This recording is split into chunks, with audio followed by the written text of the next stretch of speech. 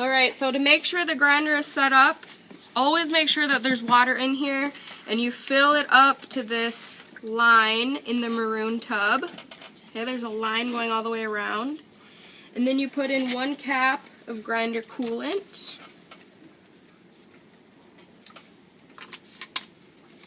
Okay, put your grid back on top. Make sure your sponge is touching that water down there so the grinding bit stays clean. If you touch this with your finger, it doesn't hurt, but it will grind on your fingernail like a file. Alright, so you put your glass flat on the grid and you just press up against the bit lightly. You don't ever want to push too hard, otherwise it will chip your glass. This orange bit is for rapid grinding. The green bit over here is for standard grinding. So if you don't have a lot of glass to grind down, I would use the standard bit. I'll show you guys the rapid grinder just because it grinds really fast.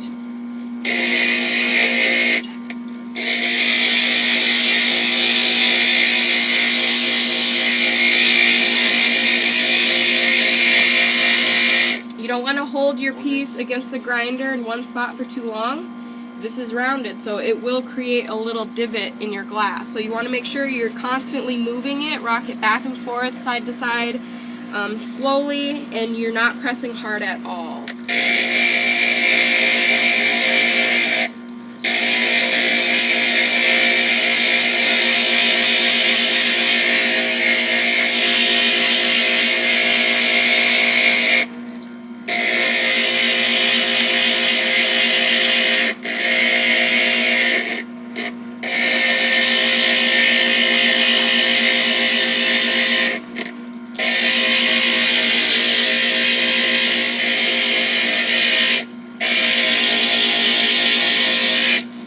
And even though I glued this pattern piece on a straight edge and I didn't have to cut it, you still have to grind it because otherwise this is a sharp edge. So we want to grind it just to make it not sharp.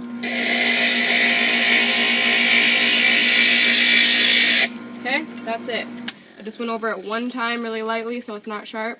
All of my edges are down to where my pattern piece is. There's no extra glass sticking out from my pattern piece. So we're going to do that for each piece. When you're done grinding this, you set it back down on your...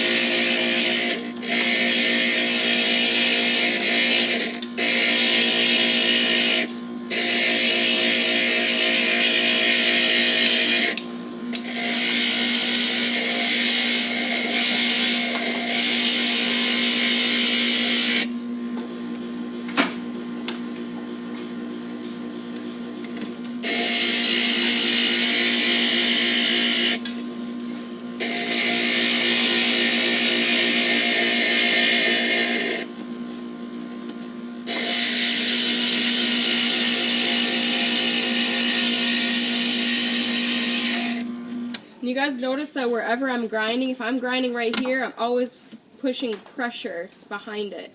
Because if you go like this, you're putting pressure on that glass right here and you could snap your piece in half. You always need to push against where you're grinding so you're putting pressure on both sides so your glass piece does not snap. Okay, so after you've grinded all of your pieces, and your glass is right up next to the paper, okay, there's no glass sticking out from your pattern piece. You can get a bowl of warm soapy water. It doesn't have to be a bowl, it can be any container. And you're going to take off your pattern piece and get that glue off. Make sure you remember what side of your glass is the top. Okay, you don't want to renumber it on the bottom, you want to renumber the top.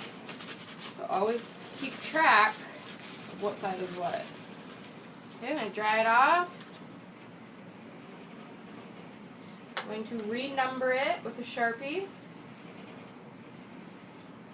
And then I'm going to clean off the next one. So you're cleaning them off one at a time.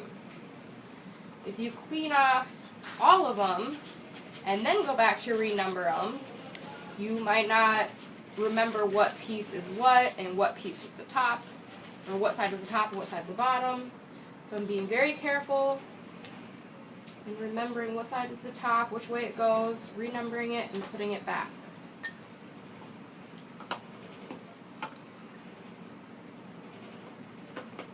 And you can set them in here and let them soak so the paper comes off a little easier.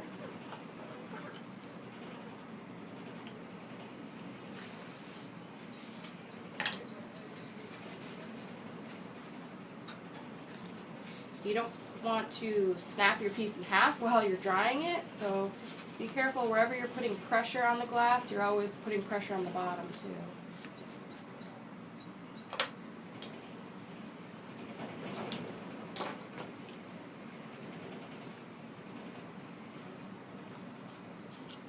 Some people like to clean their pieces off in the sink, but then this paper gets in the sink and it clogs the drain. So I like to just sit at my desk and clean them off in a bowl.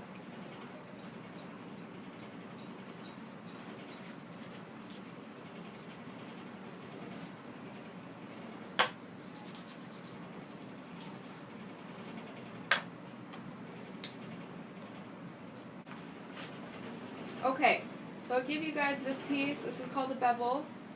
Put that in the center so we can really see how our pieces fit together. And just because you cut out your pattern pieces perfectly, it might not fit this bevel perfectly. So we might have to grind it down a little bit more. So first I'm going to just pin my pieces down so they don't wiggle or move.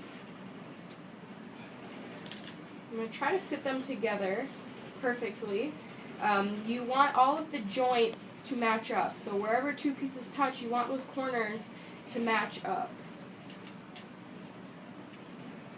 And I can see that my 3 and 4 might be a little big.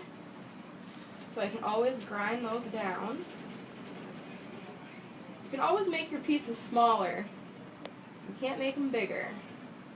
Okay, so you can see my bevel wiggles a little bit in the middle. That's totally normal. Instead of having one big gap right here and no gap on this side, I'm going to move this bevel so it's kind of in the middle. Because my solder can fill those small gaps if I have 2 small gaps instead of one big one.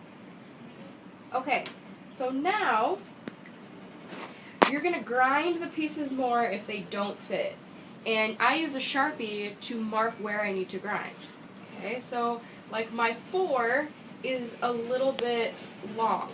So first, before I grind anything down, I'm going to see if I can move that, which, that looks fine. So now I don't need to grind that. Okay, I'm going to move my 1 down a little bit so it matches up. So these match up perfectly. Okay, and this is matched up. And these are fine. So I don't think I would need to grind anything on this, but just for an example, if your 2 was sticking out like that, I would take a Sharpie marker and just draw a line and say this is all I need to grind all of this off. Okay? Or my 4 is a little bit long, I need to grind that much off. Okay? Obviously you use a ruler on your straight parts. Okay?